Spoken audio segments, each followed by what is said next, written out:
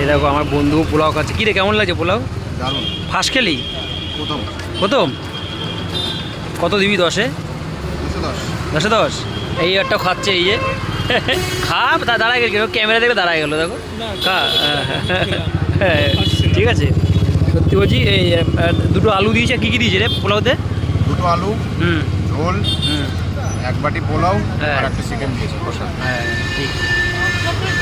বলো এটা কত টাকার প্লেট বলো দা যেটা দিয়েছো? 70। তুমি আবার বলো দা আবার কি এখান থেকে শুরু করলে বসা আজকের দিয়ে?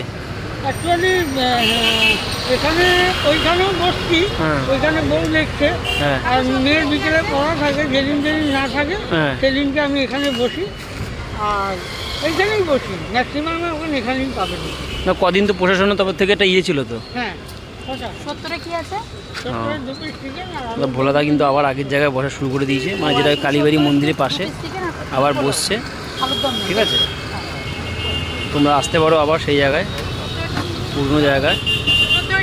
হয়তো অনেকে বলতে পারো যে ভোলাদার ভিডিওটা কেন করি, কেন এই কারণে করি, কেন মানুষটার এখন খুব পয়সার দরকার, ওষুধপত্রের পিছনে প্রচুর পয়সা যায়।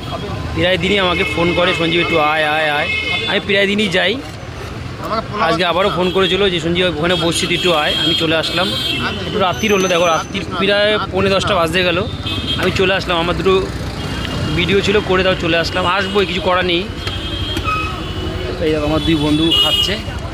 খা খা, ক্যামেরা আসলেই ও খেতে যায় না। আমি প্রথমবার খাচ্ছি, সেটা আমার কাছে বল। হ্যাঁ আমি খাইনি কখনো, অনেকবার এসেছি, এবারে খেলাম, ভালো লাগলো। ভালো লাগলো।